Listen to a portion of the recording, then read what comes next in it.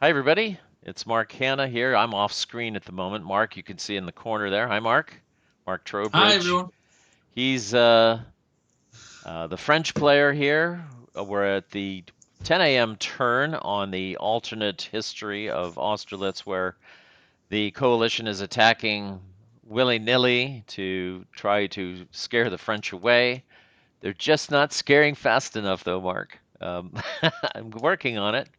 So this kind of shows you the situation after my first couple of activations. This is activation 4 at 10 a.m.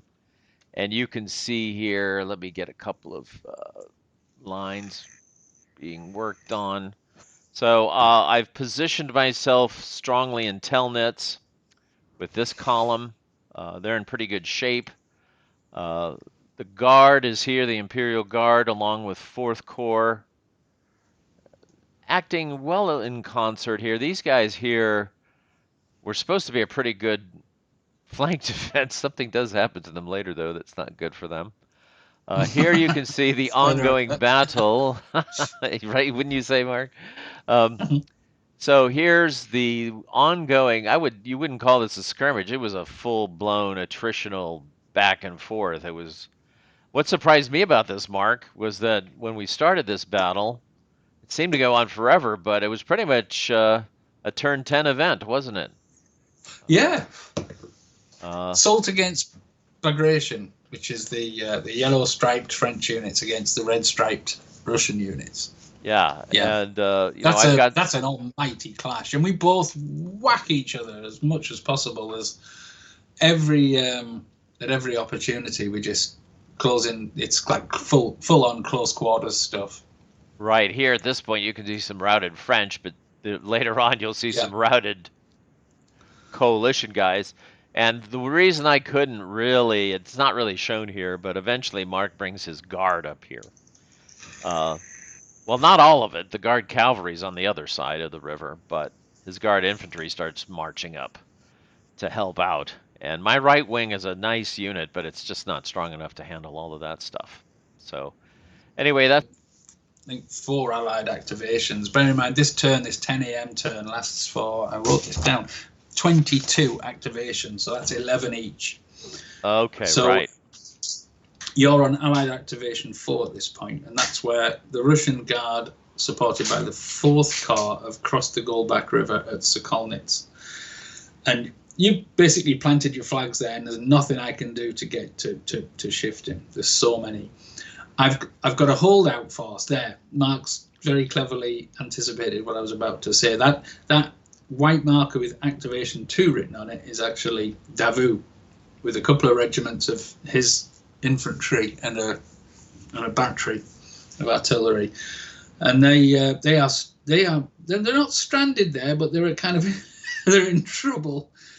But Davout gives so many leadership bonuses that he's I figured that he would be able to withstand that and take on the Russian Guard until friendly forces can come and relieve him. I won't spoil what happens here, but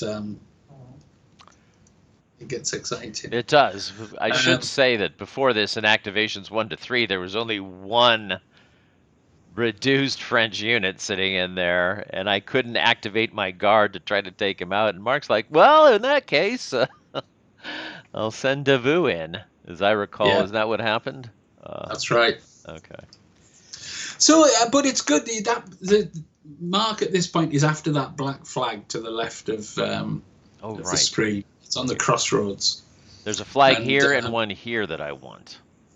yeah, And there's one off here as well, um, off map here slightly. That would be nice to get. That's his supply source for this side of the yeah, map.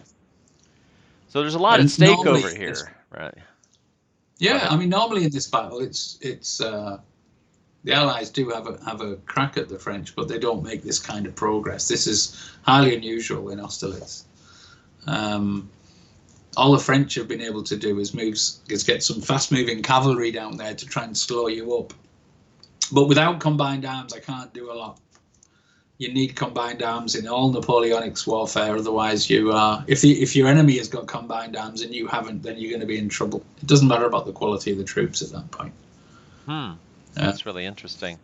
Yeah, you did have a lot of cavalry over here trying to figure out ways to get in there on me. Let's move on to the next slide if you're ready, Mark. Yeah. Here is a close-up of the action that we've just been describing, but now I've actually had, and this is activation 5 for me, I've had an opportunity to now even press forward even more. I think this is what Mark was talking about, these. He'll talk about this later, how I've now got next to his high-quality cavalry, which fatigues them by sitting there, so they're actually not really. This is why cavalry is not recommended to hold ground, because it just can't really. I've tried. Yeah, You'll see each how I hex. try to do it later. Yeah, go ahead, Mark. Yeah, each hex is 250 meters. So even though it doesn't look like there's been a whole lot of movement, the Russians have moved forward 250 meters away from the Goldback River towards the French cavalry, and then I was sitting adjacent to them en masse. And this takes away the French ability to launch a prepared charge against Russian infantry, because if they're already adjacent, they can't prepare. They're under fire, or they could be. So the system has a rule that you can't do a prepared cavalry charge if the enemy begin your turn already adjacent to you. Right. So not possible here, but possible here, right, Mark? Yeah, that's right. Yeah. So he's pushing me out the way, which is working, because in following turns, I have to make a decision. What the hell am I going to do? Do I just stand there and take casualties from being shot at by the Russian infantry, or do I move further away to try and reform and threaten the mass charge? But I won't spoil that now. So Mark's done a good job there. All he needs, if he gets that to that crossroads just to the left, I'm in trouble. Yeah, and I had always been aiming for it, not necessarily think I'd make it there, but that was the objective for the Corps, was to get indeed to this place right here. So, right, all right. So shows so let's move over to the next one here. And again, now I'm showing here. This is a screenshot that I did where we talked about this battle. You can see Mark had done some defensive fire here. We weren't exactly sure where I took this shot. Mark's a little bit better about bookkeeping and keeping the records clean than I am. So, but this is your Allied activation number 6. Yes. So, and I think this is the clash featuring Soult against Bagration, and it's northeast of the previous action that we showed you, and where Soult here is being stopped from intervening. He can't get anywhere close to the battle near the Goldback River with around Sokolnitz that we were previously talking about, because Bagration sat in the way. So I decided that I've got to try and shift him. So Soult is in action. There's battles on either side. Every activation we're hammering at each other. But I've also brought up the Imperial Guard at this point. You'll see them with the French units with the blue stripe. Yeah, they're in the Kobulnitz area. That's the Imperial Guard, and there's some others underneath some other markers as well. And their quality just allows them to go like a knife through butter against anything in front of them. It really does. I think I had a heroic moment with these guys, though, didn't I, Mark? Where they held off these guard units. Yeah, I don't want to talk about it. The guard was underperforming a little bit, I'd say, in this game. This wasn't the only time, but you can also see another threat here. He's moved up this high-quality division, Duroc. Oh, the Grenadier Division, yeah. And they're scary. They have a morale of 9. They can pretty much easily take care of anything that I've got as an adjunct. It's always a question of when the French can activate them, though, right, Mark? Because they're kind of small, so they just can't cover a lot of. They're like a good secondary boom. Yeah, they're a division rather than a corps, and in fact, they're the only French division in the game that operates as a specific unit. So there aren't many of them, but they're very high quality, and they've just got a little localized punch, a bit like the Guard in a way, but not as good, obviously. And you can see here's my 5th corps. Well, this is my Cav corps. We've got some good units here. You see a morale of 9 and stuff like that. But here you've got cavalry trying to stop infantry from moving up, and really all they Yeah, can do is retreat every time. They can't yeah, they can't afford to try to fight them toe to toe. If you do, be prepared to lose your cavalry, and you really don't want to be losing your cavalry in an infantry battle. You'd rather lose them charging or something like that. yeah. So They're the Allies' main punch, aren't they? That's their main combat power is in that 5th Cavalry Corps with the beige stripe, and it's all like cuirassiers and dragoons and hussars and lots of horse batteries. So they're very mobile, lots of combat power, but they need to be supporting an infantry corps. They can't operate by themselves. So, which is what you're doing. They're on yeah, I would probation made a for. mistake, really. This is me not recognizing, okay, I can say, oh, you can shrug your shoulders and say, yeah, they can cover this gap for a while. And then a while turns into a little while longer, and then it's longer, and you never get the infantry support. I've got some infantry over here that you'll see it's going to eventually slide over, but that has other ramifications. But these guys here aren't doing what they're supposed to do. Um, they should be over here, ideally, right, Mark? Counter-charging Soult Yeah, when they're yeah. tied up with my infantry, Yeah. doing flanking attacks and all these other cool things cavalry can do. And I need more master training from Mark Trowbridge on how to handle cavalry, that's for sure. Anyway, what else on this? This is just kind of really good snapshot of the clash between these guys. And what you have to realize for me is there's not only did this victory hex marks after, but there's 2 on this mountain behind Just out of me. sight. Yeah. Yeah, The Pratzen Heights. Pratzen Heights. It's very annoying that there's 2 of those there. Can't be that important. Come on. All right. Right. Okay. So now we're moving on. Now this is more into Mark's Oh, this is getting domain. towards the end of the 10 o'clock turn. This is Yeah. the French activation 10. So, and they only have 11 altogether. So, could you zoom in a little bit on that, Yeah. Mark? Where do you want to look here? Yeah, Like that's this. good. That'll All right. This is uh. You can see I'm missing a few units here. What happened yeah. to them? Okay. Well, there's the Russians have moved across from the right with the green striped units, the light green striped units. They've started to shift across, Oh, right. and My Langeron units here. yeah, Okay. Like you can see this. I them told come. you I had some infantry I needed to bring over here. Yeah. So I needed to free up these cav. I recognized, this wasn't working. So, Mm. But then there's been a clash, the continuing clash right in the centre where the yellow striped French units are now unopposed. There's nothing in front of them. Excuse me. And they've been able to do that with the help of Napoleon, who's given them an extra activation at that point, I think, and just managed to batter their way through. They've not taken any VP areas off the Russians yet, but they're threatening. They're threatening that. So Mark is now starting to shift his forces left. yeah. And the And one that's thing towards that, the end of the turn. well, see, here's the other thing that I should point out from a strategic standpoint. Mark has ordered his units to capture the hill and beyond it. Okay, so he has no problem moving full speed his guard and Yeah. Soult's groups to Mary. Whereas these guys, Yeah. they had an order to go here or something. Okay, maybe it was here. But the problem is, I can't move further away from Puntowitz without Yeah. You're ruining my moving laterally. movement speed.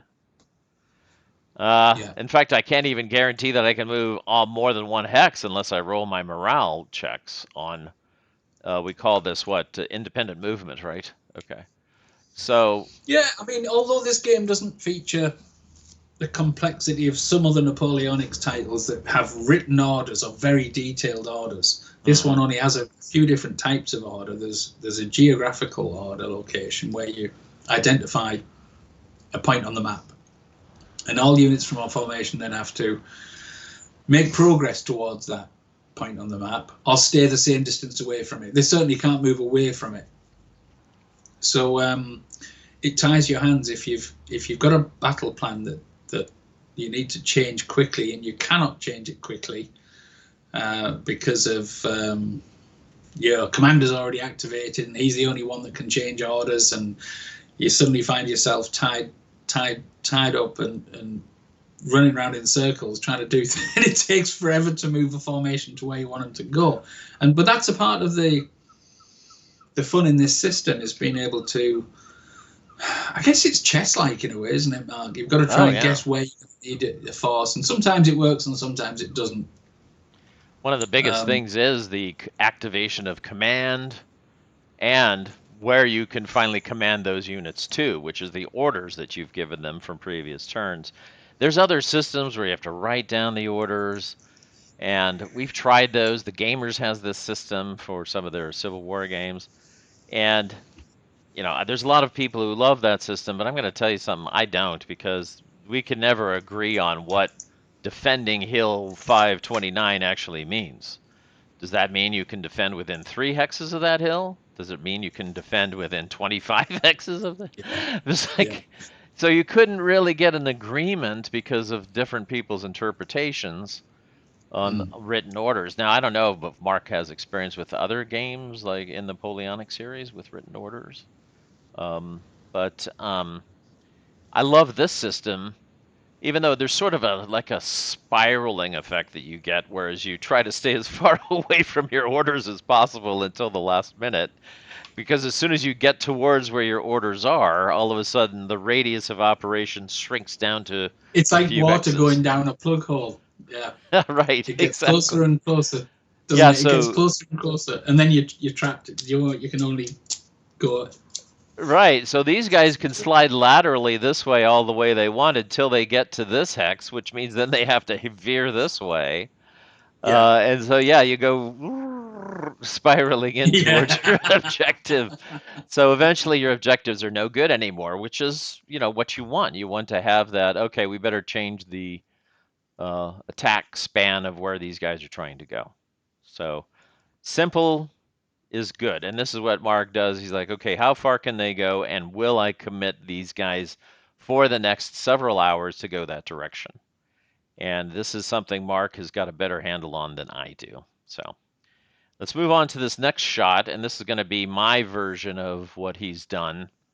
You can see, well, here's my poor units routed over here. Okay, so they're absolutely useless. He's got guys pouring up towards the heights. Now you're starting to see it's getting closer and closer. And again, here I am. Look, this cavalry here. See these guys? This is really good stuff. It's light cavalry, but it's fast. But the orders were over here. So I couldn't really move them back. I could only kind of go this way. And guess what? There's woods in the way. This is not a good way for cavalry to be forcing themselves to move. Yeah. See? So that's, any other comments on this stuff, Mark, that you can see? No, here? just I found it interesting that we had 2 points of focus, didn't we? It was, I know in this 10 o'clock turn, although we've nearly finished it now, right. There was the main battle down around Kobelnitz and Sokolnitz. Yeah, which is over this way. I mean Telnitz and Sokolnitz. And then as soon as we were activating, it was bam, bam, one after the other, alternating all around there, this almighty battle. And then it shifted to this centre position. And it was difficult to know who to try and activate first. And the thing is, Mark was starting to realize, wow, these cav may not be able to recapture these hexes. I better try to win another way, which is possible for the French. Yeah. And to blast their way through my screening force and take other objective hexes. Starvolhadre, Pratsi, the Heights, there's 4 right there. And there's another one right here, look. So all of these were scary for me. And I was thinking, come on, let's end the turn. Got to end the turn. End the turn. Yeah. All right. So anyway, you get the idea. Any other comments, Mark? Here on the. No, it's good. We can move on. All right. Okay, so then this is the final French activation, and in response, which I knew was coming, but I was Oh yeah, hoping it wouldn't yeah, come. I was going this way with these guys, and there's like, hey, look at this. You see this? This is a gap in my lines. And so Mark has got this powerful, I wouldn't say it's the most powerful force, but it's a big one. There's even more guys north of here in this force. Uh, and, they're yeah. And it's poised led to, by Lan, who's a good leader. Yeah, yeah, and Land's a good leader, a 9-1, so he's going to activate pretty regularly. What have I got? These guys, and unbeknownst to Mark, although maybe he suspected it, my advance guard, guess where their orders were? Yeah, this way. yeah, Not this way. yeah, And these guys with a different corps, they were trying to, you'll see this later, but they were trying to head as an alternative victory point. There's a hill up there that I might be able to get. yeah. So Land's maneuver was really scary to see for me at this point. Yeah, Lan's corps at this point, I think, were their geographical order was just off screen to the south, Yeah. which enabled Okay. them to Oh, get to where they are there. that But the one good village, thing or about that Lan's hill corps right is, here, wasn't it? That hill. yeah, Yeah. Sorry, and go ahead. one thing he has got in that corps is he's got all arms. He has cavalry, infantry, and artillery. Some quite a few corps just tend to have infantry and artillery, but he's got cavalry as well, which really opens up possibilities for Right. breaking. He's got some good cavalry. Some Quality, cuirassiers with the high thing. Also, Mark is once again practicing what he preaches, which is have a supporting division, have a supporting corps in position to support an attack. So he's got Duroc's division. This Duroc's division, whether it did or not, was in a position to attack and help him or to help Soult. And that was a problem for me. I was always looking at them and saying, well, which way are they going? I'm not even sure I ever found out, but No, I don't think so. So that's just showing. Mark really shows some good examples of strategic level play that can really make a difference. So, and then this is, I think I had. Okay, this is his last activation on turn That was the 11. last. And I must have done an attack on my turn. We're into the 11 a.m. turn. Yeah, Sorry, this was actually 11 a.m. too. No, that's 10 a.m. Okay. No, sorry, I'm mistaken. So at some point, I think on my last activation, which isn't shown, I had some last units that could attack. I think I did some foolish 1-to-1 -1 type attacks, rolling that 11, rolling that 10, and these will result, and then if you roll even worse on top of that, they rout. And so then the turn ended, right? Okay, so there they are stuck there. I think that attack must have occurred down there because I had to route him further out. But the bottom line is now he was in a position to surround them and wipe them out, which he did shamelessly, I would say. He had no qualms. No, well, what happened there was that the French were able to adjust their orders at the beginning of this turn.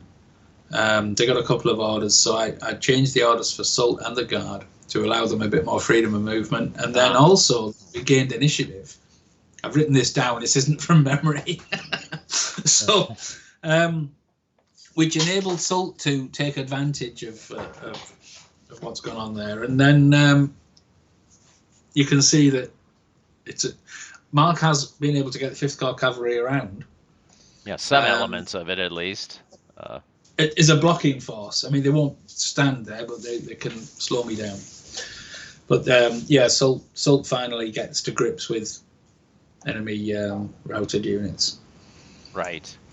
In fact, this here looks like a retreat that I did before combat, and you advanced in. These guys were sitting there, but again, it's cavalry blocking infantry. Look at the morale of that guy. He's a 5. This guy's only a 7. You're looking at Soult with an 8, and Soult himself has another one. and then they're going to get 3-to-1 odds. It's just turns into -4 melees, minus, Mark doesn't like to go for anything less than -3. I wish he would, but he doesn't. So, yeah, yeah. Well, I So, have this problem. If I'm ever attacking at a 0 DRM or a -1, I'm always thinking, well, I've got a good chance. But it never works out that way, does it? It's you never roll a 2. it just seems like you always have to bitterly, learn your lesson by trying this. Come on, it's a -1. It should be fine. I remember Yeah, going I through an know. odds Yeah, analysis with Mark. I said, "Look, Mark, there's only a 1 out of 6 chance something bad will happen. 1 out of 6 chance something yeah, good will happen, and everything else is a wash." But what did I roll? yeah. The 1 out of 6 chance. So, all right. So I think now the next shot is the graveyard shot. And you can see at this point, then oh, not quite. Oh, this is my activation at 11 o'clock. Oh yeah. Yeah, this is where I came around now with I think I might have finally changed the orders for second core here. So they were able to really loop around, make The some fifth card. attacks down here. That's Yeah. Sult here. He actually held, uh, this Dragoon held this guy's attack. Um, which actually I don't think I was too disappointed because No, in some no. ways, I This would is have where had to fifth card came advance and into then their own. attack No, these guys. I think there's some guards in there or something. But yeah. so Your fifth card came into their own here because they've covered all the heights. They're making it difficult for Salt to get further up up the hill, and they've got all avenues covered, and that was great. You didn't have anything else left no, to fill that, but fifth card did it. You didn't need anything else. That gave you some breathing room, and you were able to counterattack as well. So good on yeah, them. and That's plus I their fault. still had the fourth core that was starting to help out as well against Sult, Yes, and that's they were right. actually They're on the way, a but that's serious slow. threat with the artillery they have. They can Mm. blow holes in. Doesn't matter what your morale is, guard, Sult, anybody. They're going to take a hit with a good cavalry shot. So, not a cavalry shot, sorry, an artillery shot.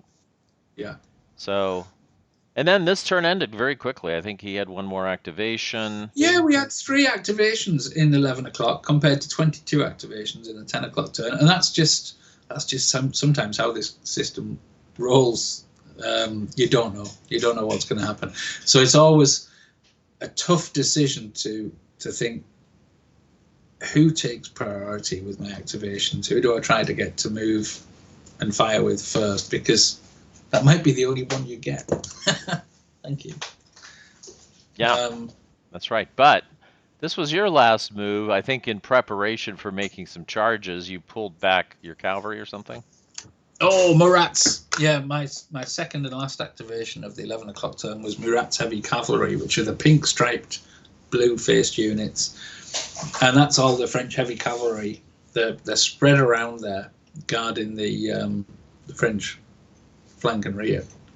But the guard had basically neutered them because they were all you'd advanced adjacent to the And French Murat heavies. was So, wounded. and I decided to just I want to attack with them. That's what they're for. That's what the Karazias have. They're so mean looking. They're all 6 foot tall with all covered in armor. Oh, right. And there's another stack over here. Heavy sabers, and I couldn't use them. So I deliberately activated Murat to withdraw, which is soul destroying. But that's what they did. They withdrew away from the Russian guards to try and set up a possibility that they might be able to threaten them, reform and recharge. That was my plan, and then the turn ended. We rolled high, and it was the turn end, and that was that. But I don't think it's that bad to pull back cavalry like that, though. I mean, you need to get out of the zone of control of infantry so you can be fresh in your horses. Yeah. Give them some hay and water. I don't know what goes on, but I think the point I was trying to make was that we had no idea it was going to be a 3 activation turn. No. And I used one of the activations that I got to withdraw when. At this point, remember, the battle is in the balance. I'm struggling. I need to get VP areas. I need to take VP areas back, and I decide to use a valuable activation to retreat, which was anathema to my game plan. But I didn't want to lose more casualties to your Russian guardsmen. I didn't want to lose more of my heads. You can see they're ready to blast away here. Look at all this. This is actually another artillery here. Here's one here. This doesn't have any line of sight. But I had a lot of artillery here. Very powerful. To try to pummel. Eventually, they're going to try to pummel and pummel and pummel Devu, who's sitting in Sokolnitz. You know, he's going, blowing on his fingernails, rubbing his jacket, whatever. And he's just watching all these artillery rounds. They're not happening yet, but they didn't happen. I was frustrated because I couldn't really do it this turn. So that ended the 11 o'clock turn, and then we get into, shall I show the casualty page? Yeah, the casualty page is interesting because it's generally this Austerlitz battle always skews in favour, casualty-wise, in favour of the French. And you can see on here the two forces. Yeah, and the last casualty shot that we did at 9 a.m., I think I was ahead. And now look at all of these losses. It's quite, demoralizing to look at this. Now, interestingly, in this battle, as long as I can keep the total victory points within 300 points or so, he can't win a victory on points. Yeah, it wasn't so important, was it? No, but I was starting to get nervous because this is a big disparity here.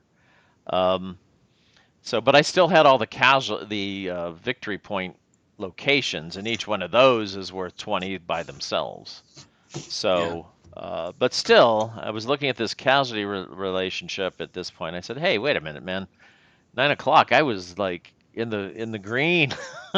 Now I'm really not." So, So this ended. Now I was at the beginning of this game. I was thinking, you know what? Maybe it's better to have long turns, but now I'm rooting for short turns as I've achieved my possible victory, but now I've got to stop Mark, so shorter turns are better for me. It's funny how that changes, right? Yeah. It sure is. Yeah. So that's where we left it, and there's still 2 hours to go. We'll do another video after this, but it's been exciting. It's still a nail biter. At this point, all the pressure is on the French to take victory locations off the Russians. And if they don't, they lose at 1 o'clock. That's right. Meanwhile, I'm still trying to eke out a couple more. You'll see just a forecast here. I'll start shooting up in the north, heading into another victory location. Try to distract Mark from anything. Do anything I can to keep lands from moving in on me. So, anyway. Thanks for watching, everyone. Yep, thank you. I certainly hope you liked it. And if you have a chance, subscribe. If you didn't like it, then thanks for watching all this way. And we'll see you later. Thanks a lot, guys. Bye. See you next time.